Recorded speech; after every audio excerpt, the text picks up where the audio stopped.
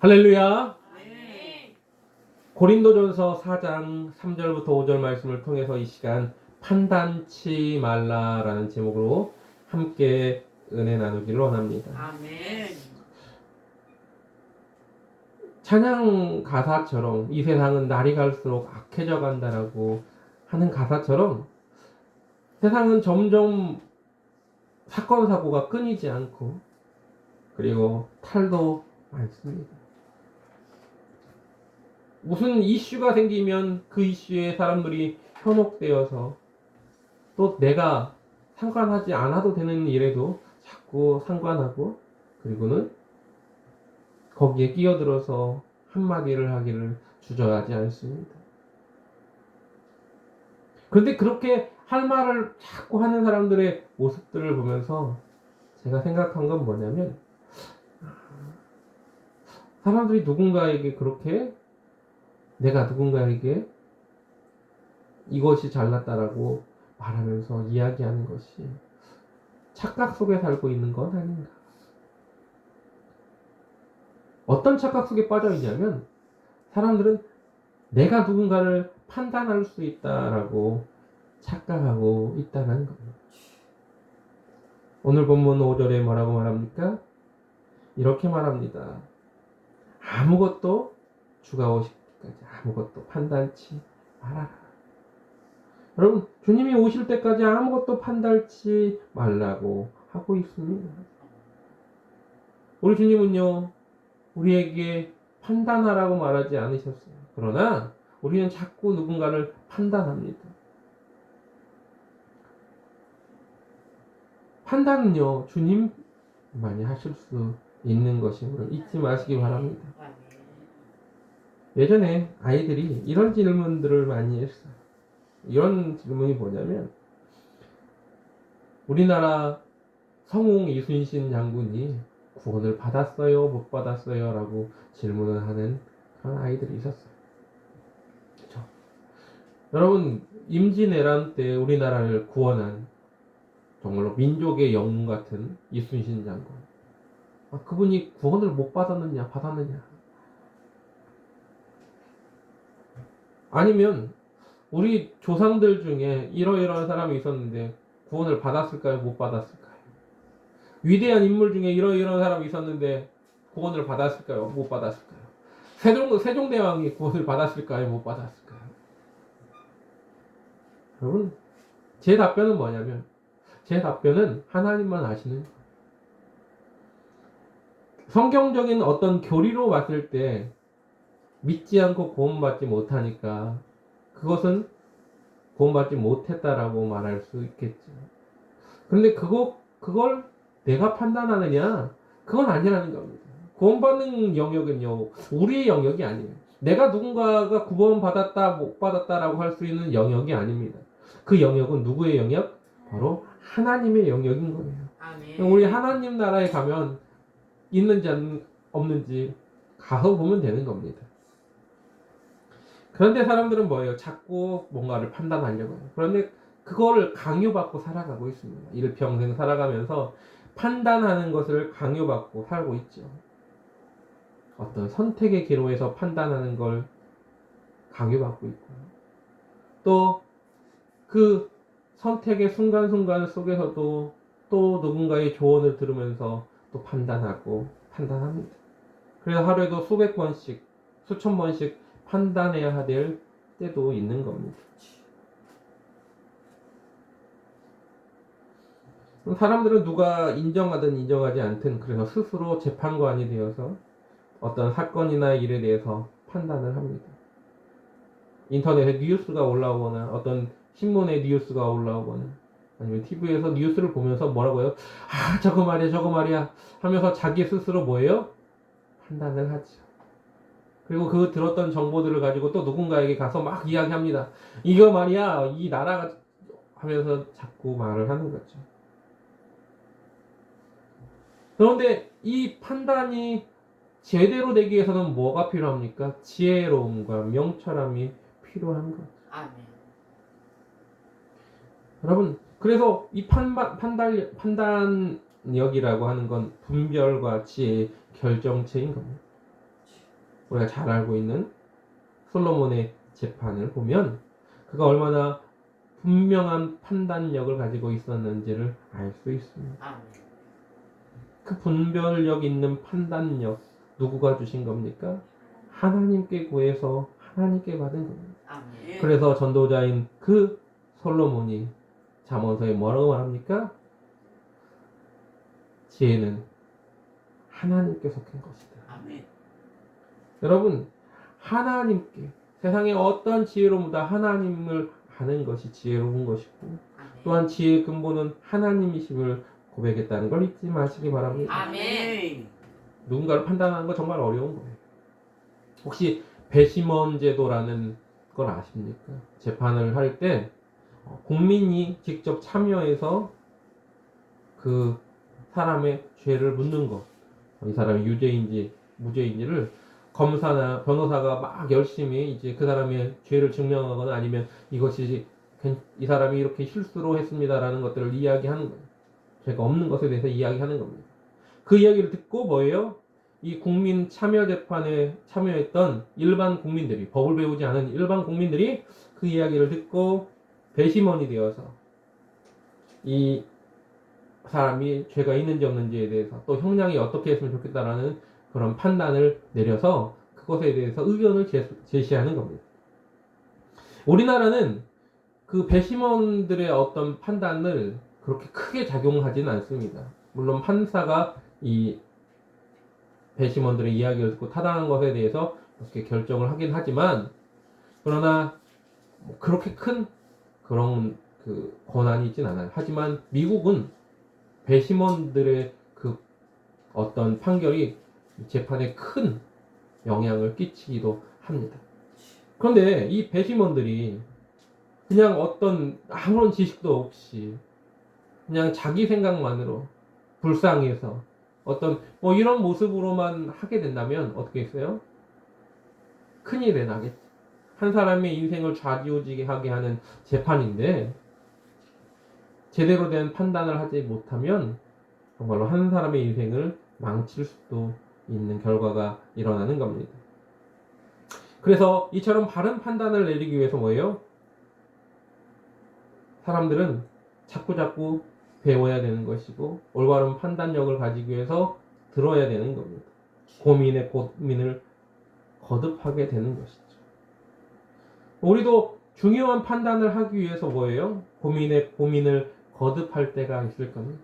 아이들이 태어나서 가장 먼저 어떤 중요한 고비 때 고민을 하는 그때는 아마 대학교를 들어가고자 하는 그때쯤 이제 성인이 되고자 하는 그 나이대가 아마 큰 고민이 될 겁니다.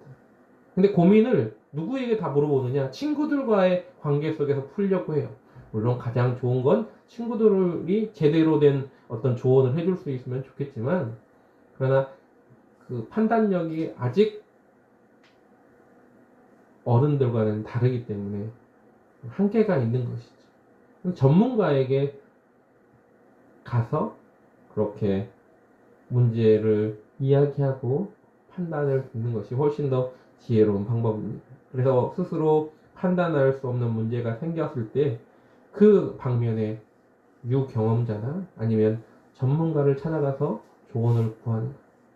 그것이 사람들에게는 큰 유익으로 다가올 수 있습니다. 요즘 TV에 그래서 그 상담가 오은영 박사님이 아동심리학으로서 큰 화제를 모으고 있고 많은 이들에게 좋은 조언을 해주고 있는 걸 볼 수 있습니다. 많은 이들이 찾아가잖아요. 그래서. 여러분, 그런데 때때로는 이러한 판단을 잘못 생각해서 그런 전문가들을 찾아가야 되는 것인데 이 판단이 확신이 서지 않으니까 어디로 찾아가요? 이상한 데를 찾아가는 겁니다. 점집에 찾아가서 어떤 것이 맞겠습니까?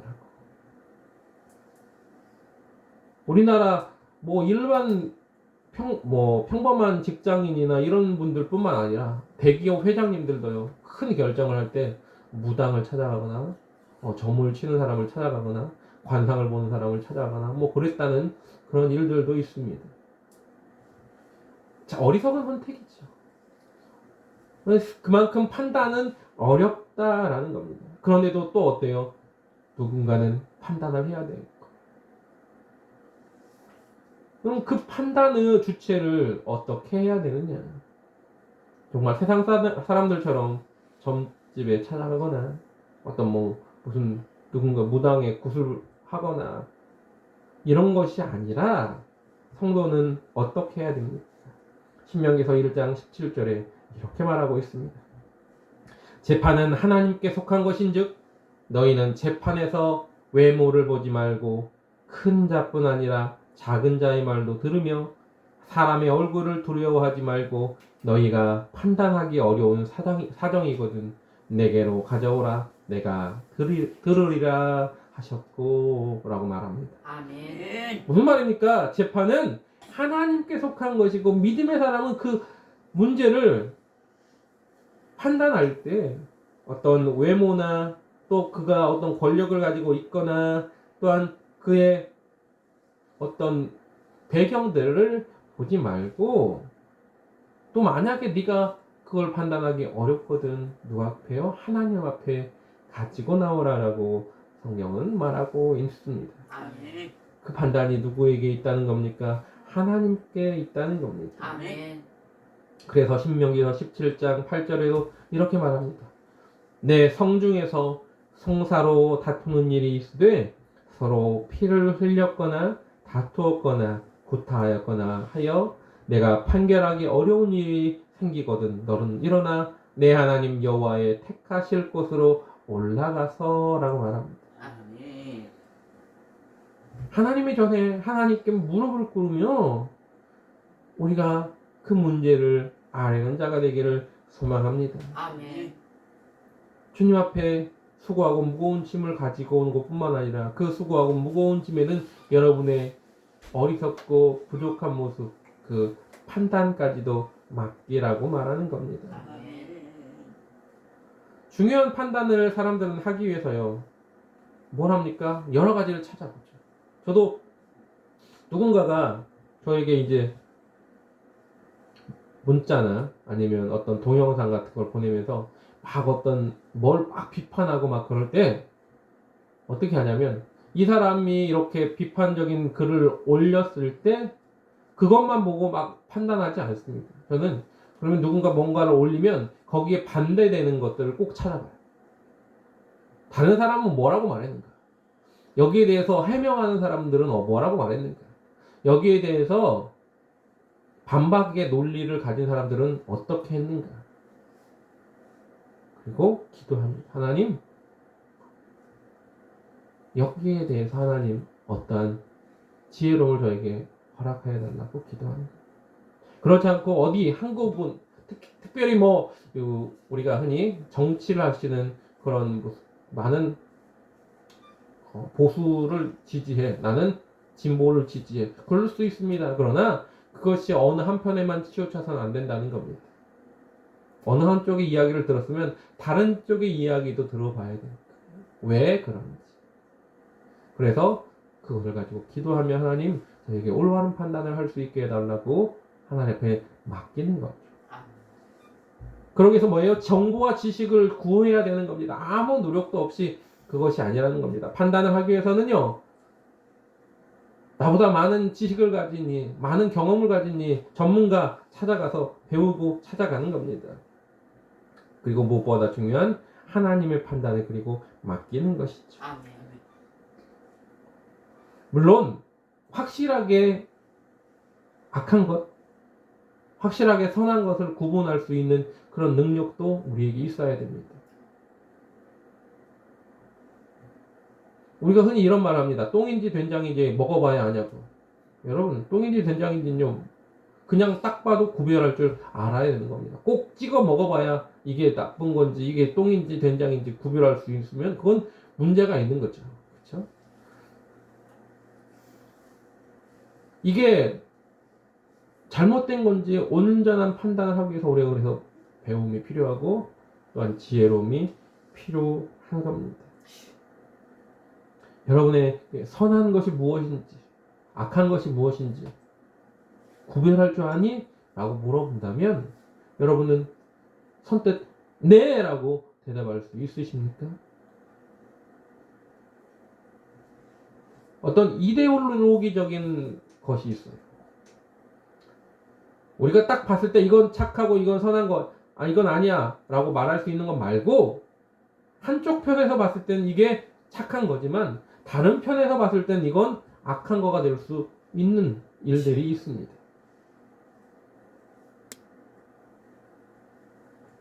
그렇다면 그런 모습들의 판단, 그 기준을 어떻게 잡을 것인가?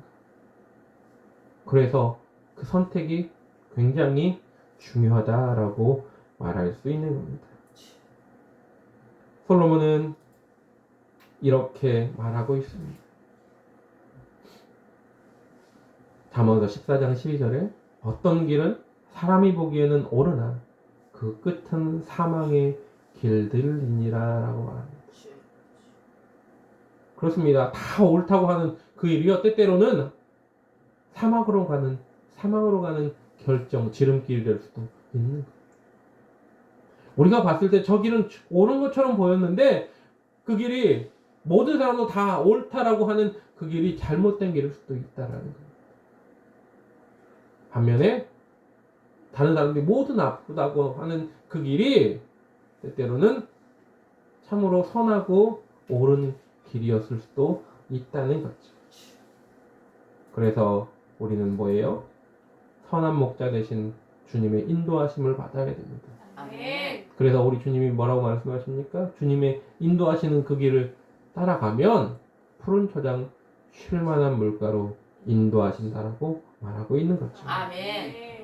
그래서 말씀의 길을 따라가야 되는 겁니다. 주의 아멘. 말씀은 내 발의 길이요 내 길의 빛이라고 말씀하신 것처럼 그 길을 따라가야 될 줄 믿습니다. 아멘. 이사야서 8장 20절에는 이렇게 말하고 있습니다. 그들이 마땅히 율법과 증거의 말씀을 따를지니 만일 그들이 이 말씀에 따라 말하지 아니하면 그 까닭은 그들 안에 빛이 없기 때문입니다. 빛이 없기 때문에요. 제대로 된 길을 못 가는 겁니다. 여러분, 그래서 말씀은 어두운 곳에서 등불처럼 빛처럼 누구든지 그 말씀을 신뢰하는 자들과 두려워하는 자들을 인도해 준다는 걸 잊지 마시기 바랍니다. 아멘. 그래서 우리가 우리의 판단이 아닌 주님이 원하시는 그 판단을 신뢰하기를 주님의 이름으로 부탁을 드리고 아멘. 우리 진리의 영이신 성령께서 인도함을 받는 자 되어야 된다. 그것을 잊지 마시기 바랍니다. 아멘. 우리에게 오늘도 또 이 예배 시간이 지난 다음에 곧바로 또 판단할 일들이 생길 거예요. 어떤 사람은 오늘 저녁 뭐 먹을지 그거 고민하고 나갈 수도 있습니다. 근데 한 사람을 만족시킬 수 없고 여러 사람이 모인 곳에는요 그걸 만족시킬 수가 없는 거예요. 오늘 저녁에 뭐 먹을까 하면 목도 각자 생각들이 다르지 않습니까? 누구나 다 만족할 수 있는 그런 메뉴는 없는 거죠. 그런데 그것에 대해서 판단 기준을 세운다면 따로 먹어야 돼요. 다 따로. 함께 무엇을 먹을 수 있기 위해서는요. 의견을 조율하고 모아야 되는 거죠. 그래서 하나님께서 주시는 지혜로움으로 나아가는 모습도 중요한 겁니다. 아멘. 오늘 우리가 또한 나아갈 때 항상 주님이 말씀하시는 게 있습니다. 제자들에게 뭐라고 말씀하시느냐면 무엇을 먹을까, 무엇을 마실까, 무엇을 입을까 말하지도 생각지도 말아라. 이미 네가 필요한 건 천부께서 너희 아버지께서 알고 계신다. 그러면서 그러니까 무엇 먹을까, 무엇 마실까 우리가 스스로 판단하지 않아도 그분이 우리에게 가장 좋은 길을 제시하실 것이라는 것을 분명하게 말하고 있습니다. 아멘. 그런데 우리는 뭐예요? 그럼에도 불구하고 의심하지. 이 길이 맞을까? 정말 맞을까? 이 판단이 맞을까? 주님을 신뢰하는 자 되시기를 주님의 이름으로 부탁을 드립니다. 아멘. 고린도전서 10장 15절은 이런 말씀이 있습니다. 내가 지혜로운 자들에게 말하듯이 말하노니 너희는 내가 말하는 바를 판단하라. 그런데 성경에는 가끔씩 보면 이렇게도 말합니다. 비판하고 판단하지 말라라고 해놓고 또 어떨 때는 판단하라고도 이야기하고 있습니다. 또 바울은 뭐라고 말하냐면 오늘 본문에도 당당하게 나를 이야기하고 있습니다. 판단할 것이 있으면 나를 판단해라. 근데 나도 나를 판단하지 않는데 너희들이 나를 판단할 수 있겠니? 판단하지 말아라 라는 내용이었죠.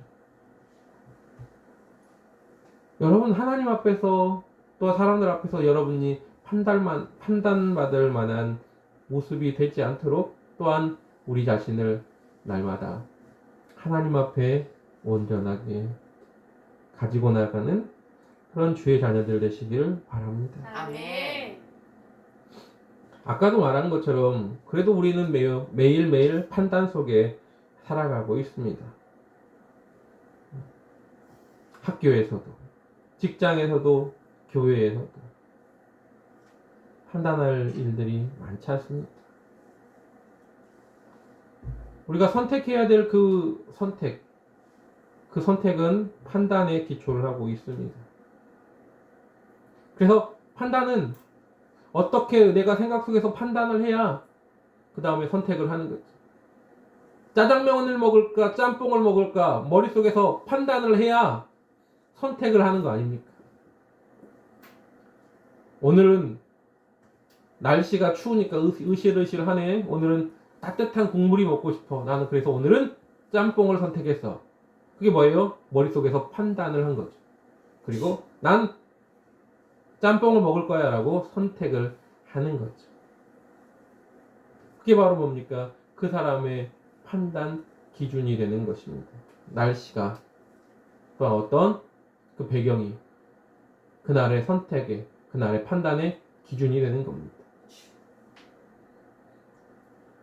그런 것들을 고려하지 못하는 판단은 그저 아무 생각 없는 판단이 될 수밖에 없고 그 판단에는 뭐예요? 나중에 후회함이 많이 동반될 수밖에 없습니다.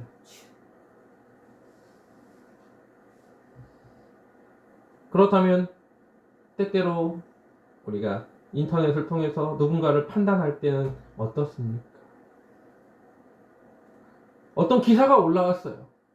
그 기사를 근거로 한 사람을 이제 판단하게 됩니다. 아, 이것 때문에 내가 저 사람을 나쁜 사람으로 또 저 사람을 손가락질 받아도 마땅한 사람으로 판단하게 되는 거죠. 그리고 그것을 판단한 다음에 뭐예요? 아, 이 사람은 이런 사람이야 라고 이제 내 마음속에, 내 머릿속에 기억이 들어오게 되는 겁니다. 그럼 나중에 어느 곳에서 누군가에게 만났을 때 이렇게 말하는 겁니다. 뭐라고요? 야, 그 사람은 이러이러해서 잘못됐어 라고 내 판단을 이야기하는 거죠. 그게 뭡니까? 어딘가에서 내가 다른 지식을 얻었기 때문에 그런 거예요. 그런데 한쪽 지식만을 얻게 되면 뭔 문제가 발생합니까? 편향된 사고로 말을 하고 판단하게 되는 것이지. 제가 아는 어느 목사님이 그러셨어요. 어느 날 갑자기 누군가가 이제 어느 전 대통령 중에 누군가가 빨갱이라고 하는 거예요. 놀랐어요. 그랬더니 그분이 그러시니까 자기가 예전에 어디를 갔는데 그 뒤에서 누군가가 그분이 빨갱이라고 그랬다. 그 출처가 좀 불확실한 누군가가 말했던 이야기를 듣고 자기가 들은 것이 이제 머릿속에 그게 딱 남은 거예요. 그리고는 이제 어디 가서든지 그렇게 얘기를 하는 겁니다. 출처가 분명한 그리고 또한 한 사람만의 이야기가 아닌 여러 사람의 이야기가 복합적으로 이어져야 되는 것이죠. 그러고 판단을 해야 되는 거죠. 어느 한쪽의 말만 집중적으로 듣고 이 사람의 말은 저 사람을 해코지하기 위해서 지어낸 이야기일지라도 막 이 사람 얘기가 들어버리면 그 말이 진실처럼 다른 에게 판단되어서 말할 수 있고 한 영혼을 크게 넘어뜨릴 수 있는 겁니다. 우리가 흔히 이런 얘기가 있습니다. 마녀사냥이라는 이야기를 하죠. 마녀사냥이라는 말이 어디서 나왔냐면 과거 이제 12세기부터 18세기까지 일어났던 일인데 사탄을 숭배한다는 어떤 명목으로 여인들을 지목하여서 그 여인들을 이제 화형을 시키거나 그렇게 죽이는 사건들이 있었어요. 수도원에서. 근데 그 시작점부터 보면 굉장히 좀 황당한 이야기가 있습니다. 여성들이 제일 많이 죽었어요. 죽은 이들의 80%가 여자인데 여성들이 죽은 그 여성들을 마녀라고 지칭하면서 하는 이유 중에 하나가 뭐냐? 바로 이들이 여자들은 사단에게 쉽게 넘어가는 어리석음을 가지고 있기 때문이다. 뭐 이런 거였어요. 근데 실질적으로 보면 거기에 12세기부터 18세기 동안 거의 한 6만 명 정도가 마녀 사냥으로 죽었는데 많이 배우거나 이런 이들보다 하층민들이 더 많았고요. 제 마음에 안 들면 제 마녀라고 말해가지고 그냥 재판받게 해서 그 사람의 증인만 듣고 신고한 사람의 증인만 듣고 무조건 죽이는 그런 경우도 많았고 그 다음에 종교개혁이 일어나던 시기에는 서로 반대편에 있는 이들을 마녀 사냥으로 죽이는 이들이 많았다는 겁니다. 여론몰이를 해서. 근데 요즘도 어떻습니까? 그런 여론몰이로 사람들을 고통받게 하고 결국에 몇몇 이들은 스스로의 목숨을 끊게 하는 그런 사건들도 많이 발생하게 됩니다. 가끔씩 연예인들 스스로 어떤 목숨을 끊었다는 이야기들을 접하게 되는데 그런 모습들이 보면 다 뭐예요? 여론에서 누구 하나를 다 죽일 싸움으로 만들어서 결국엔 그들이 손을 놓아버리는 거죠. 그래서 저는 그들을 보면서 예전에는 자살을 하는 것이 죄고 그냥 무조건 다 천국에 들어갈 수 없다라는 이야기를 했지만 요즘은 그것조차 굉장한 목사님들 사이에서도 이게 정말 자살일까? 자살이 정말 자기 스스로 목숨을 끊는 걸까? 라고 할 수 있습니다. 왜? 그렇게 너무 그런 다른 이들로부터 그런 댓글을 듣고 말을 듣고 사회적으로 이렇게 매장을 당하게 돼버리면 견딜 수 없다. 어떤 육체적인 어떤 피해를 줘서 그 사람이 죽는 것이 아니라 정신적인 피해를 줘서 그 사람을 죽게 한다면 그것 또한 누군가의 살인이 되지 않느냐라는 거죠. 또한 어떤 정신적인 질병을 가지고 있는 이들이 삶을 마감을 했어요. 자신의 삶을. 그러면 그들은 어떤 모습입니까? 그들은 자살한 건가요? 아니면 질병 때문에 죽은 건가요? 육체적인 질병은 딱 눈에 보이니까 그러니까 뭐예요? 아, 저 사람이 암에 걸려서 죽은 거야. 저 사람이 어떤 병 때문에 죽은 거야 라고 알 수 있지만 정신적인 질병은 그 질병으로 인해 자기 삶을 끊은 사람들에 대해서는 이 사람이 다 그냥 자살한 거니까 이 사람은 천국에 못 가라고 할 수 있겠죠. 하지만 그 판단은 우리가 하는 게 아니라는 겁니다. 우리가 하는 게 아니고 누구예요? 하나님께 맡기는 거예요. 그래서 우리 연약함을 때때로 잘 분별할 줄 아는 지혜로움이 필요한 겁니다. 여기에 어느 부분에 대해서는 우리가 우리의 스스로 어떤 우리의 판단을 할 수 있는 부분이 되어야 되지만 또 어느 부분에 대해서는 우리가 판단할 수 있는 영역을 넘어서는 것들을 우리가 판단하면 안 된다라고 말씀드리는 겁니다. 또한 우리가 그 판단을 할 때 잘못된 판단을 하는 가장 첫 번째 이유가 무엇인가? 우리는 무슨 판단을 할 때 왜 잘못된 판단을 하게 될까? 바로 우리가 사단의 계략에 빠지기 때문에 그렇습니다. 우리는 철저하게 마귀에게 속고 있기 때문에 그런 겁니다. 마태복음 16장에 가면 베드로의 고백이 나옵니다. 유명한. 뭐라고 고백합니까? 사람들이 나를 누구로 하느냐 할 때 더러는 선지자 엘리야 이렇게 얘기하죠. 그럼 너희는 나를 누구라 하느냐라고 부를 때 베드로가 뭐라고 말합니까? 주는 그리스도시요 살아계신 하나님의 아들이십니다라고 고백을 합니다. 그러자 뭐라고 말합니까? 예수님이 바위가 시므나 내가 복이 있다. 이를 내게 알게 하니는 혈육이 아니고 하늘에 계신 너희 아버지시니라라고 말을 합니다. 굉장히 칭찬하시면서 천국의 열쇠를 내게 주겠다라고 말합니다. 그렇게 칭찬받았던 베드로, 그런데 그 좀 후에 뭐라고 말합니까? 예수님이 고난을 받고 십자가에 못 박혀 죽어야 된다라고 이야기를 하시죠. 그러자 베드로가 뭐라고 합니까? 안 됩니다. 절대 그럴 수 없습니다. 라고 말합니다. 네, 예수님이 이렇게 말씀하세요. 마태복음 16장 23절에 예수께서 돌이키시며 베드로에게 이르시되 사탄아 내 뒤로 물러가라. 너는 나를 넘어지게 하는 자로다. 내가 하나님의 일을 생각하지 아니하고 도리어 사람의 일을 생각하는도다 하시고. 그럼 베드로는 누구에게 속은 겁니까? 사단에게 속은 겁니다. 어떻게요? 내 판단으로 보니까 예수님은 절대 돌아가시면 안 돼. 왜? 이 위대한 스승 이분과 함께 내가 오래도록 있고 싶은데. 근데 그건 베드로의 생각이 아닙니다. 하나님의 뜻을, 하나님의 일을 생각하지 않게 하는 사단이 그를 속게 하는 겁니다. 자꾸 우리를 속이는 거예요. 예수님 함께 있어야지. 예수님 죽으면 안 돼. 그렇게 말하는 겁니다. 베드로는요, 주님이 십자가를 지면 안 된다고 말하게 하는 겁니다. 하나님의 뜻이 무엇인지를 모르는 거죠. 사단은요, 우리로 하여금 내 생각으로 판단하게 하는 것을 자꾸 주입시킵니다. 예수님이 발을 씻기실 때도 어땠습니까? 주님 절대로 내 말을 씻기지 마십시오. 야, 너랑 상관없다. 그러니까 머리부터 발끝까지 다 씻겨주세요.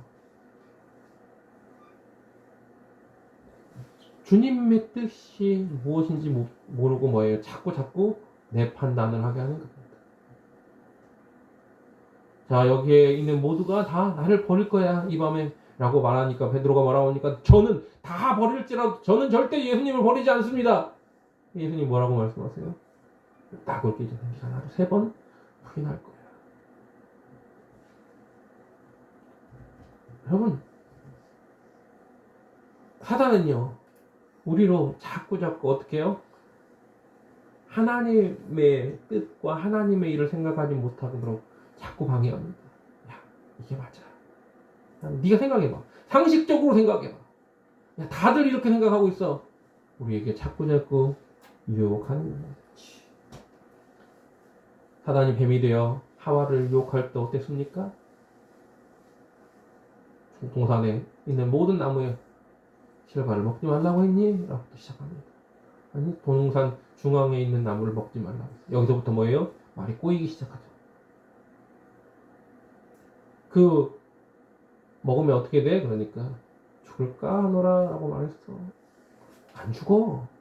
그걸 먹으면 눈이 밝아지고 하나님 같이 돼. 다시 보니까 먹음직하고 보암직하고 지혜롭게 탐스러운 나무 열매로 보이는 거죠. 내가 보니까 저거 그런 것 같은데 이렇게 하는 겁니다. 여러분, 사울왕이 이스라엘의 왕으로 초대 왕으로 등극했을 때 모두에게 지지를 받았고 하나님도 그를 사랑하셨습니다. 그런데 어떻습니까? 이제 블레셋과의 전쟁이 코앞에 닥쳤어요. 이제 곧 전쟁으로 나가야 되는데 사무엘이 오지 않습니다. 선지자가 와야 돼요. 근데 안 와요. 그러니까 어떤 판단을 합니까? 아무나 예배 드리면 어때? 아무나 예배만 드리면 됐지. 하나님 앞에 예배만 드리면 돼. 제사만 제대로 드리면 됐지. 누가 드리면 어때? 이거 자기의 판단을 하게 하는 거예요. 여러분, 사단은 이렇게 우리로 하여금 내가 누군가를 판단할 수 있다는 착각 속에 빠져 살아가게 하는 것이죠. 여러분, 우리는 때때로 이러한 유혹 속에 매일매일을 살아갈 수밖에 없습니다. 그렇기 때문에 뭐예요? 우리가 날마다 주님이 원하시는 그 길을 가기 위해서는 판단을, 또 하나님 앞에 온전한 판단을 내어 맡기는 주의 자녀가 되어야 될 줄 믿습니다. 아멘. 오늘 본문 말씀에 바울이 판단치 말라고 한 이유는 그 영역이 나의 영역이 아니고, 또한 내가 판단했을 때 그 뒷책임까지도 내가 감당할 수 있어야 되기 때문입니다. 저와 여러분은 주님이 원하시는 귀한 판단을 내릴 수 있도록 날마다 주님 앞에 아뢰고 나아가기를 주님의 이름으로 간절하게 부탁을 드립니다. 아멘. 기도하겠습니다. 사랑과 은혜가 이 시간 찬양하고 기도하겠습니다.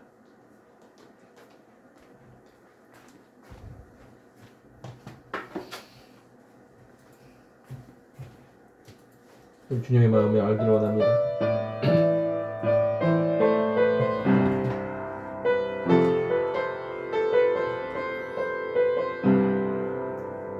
아버지, 당신의 마음이 있는 곳에 나의 마음이 있기를 원해요.